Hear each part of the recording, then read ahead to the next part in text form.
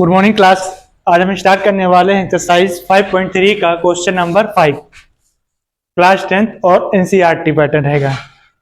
तो question number 5 में बोला गया है the first term of AP is 5।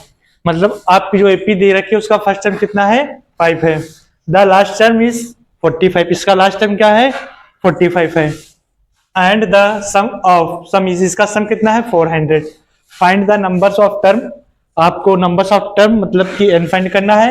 And the common difference d, और कॉमन डिफरेंस क्या फाइंड करना है, d। ठीक है, तो सबसे पहले जो गिवन है उसको ले लेते हैं। फर्स्ट टर्म हमारा क्या है, 5। मतलब फर्स्ट टर्म को लिखते हैं a से, तो a इक्वल हमारा कितना है, 5। फिर लास्ट टर्म हमारा क्या होता है, l कितना है, 45। फिर एंड द सम इज, सम को किसके लिखते हैं, इससे लिखते हैं। तो इस इक्वल कितना दे रखा है, 400। और फाइंड क्या करना है आपको, n फाइंड करना है और कॉमन डिफरेंस d फाइंड करना है। ठीक, ये हो गया। अब देखो हम बताए थे जब भी आपको s दिया गया होगा तो s के लिए दो फार्मूले होते हैं।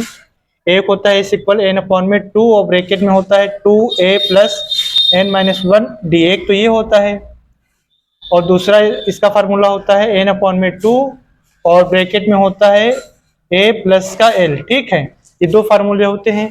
तो आपको l भी दे रखा है और s भी दे रखा है, तो इसलिए आप ये वाला फार्मूला यूज करेंगे। ठीक है, अगर जो आपको कॉमन डिफरेंस d दे रखा होता है, n दे रखा, तब आप ये वाला यूज करते। इसमें हमारा d तो दे नहीं रखा है तो हम ये वाला यूज करेंगे। ठीक है, यहाँ से क्या करेंगे, हम n की वैल्यू निकाल लेंगे, फिर उसके बाद an वाला फार्मूला लगा करके वहां से कॉमन डिफरेंस d की वैल्यू फाइंड कर लेंगे। तो यहाँ पर ये वाला फार्मूला लगाएंगे, तो ये वाला फार्मूला क्या है, a इक्वल n अपॉन में 2 और ब्रैकेट में है a प्लस l। ठीक है, l क्या होता है, l हमारा लास्ट टर्म होता है। तो s कितना दे रखा है, 400। तो ये हो गया 400 इक्वल n हमको फाइंड करना है। और a की वैल्यू कितनी दे रखी है, तो a की वैल्यू दे रखी है 5 प्लस l की वैल्यू कितनी दे रखी है, तो l की वैल्यू दे रखी है 45। ये हो गया।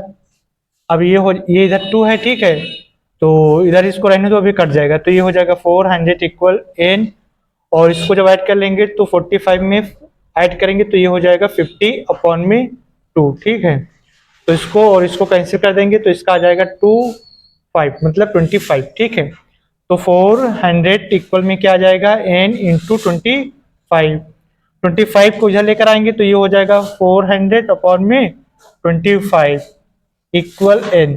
अब देखो जब भी सवाल ऐसे आएंगे सॉल्व करने के लिए तो इसको क्या करेंगे, 400 को हम लिख सकते हैं 4 इंटू 100 अपॉन में 25 इक्वल में क्या रहेगा, n। अब 25 उन जा 25 और इसका 4 टाइप टेबल पढ़ेंगे तो 100 हो जाएगा।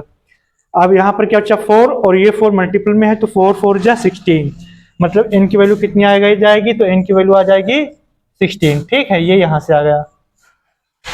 अब आपको क्या फाइंड करना है, हमको फाइंड करना है d। तो देखो d तुम्हारा यहाँ से भी आ जाएगा और जो एक a1 वाला फार्मूला होता है वहां से भी आ जाएगा। तो हमारा जो an वाला फार्मूला होता है छोटा होता है, वहीं से हम सॉल्व कर लेंगे।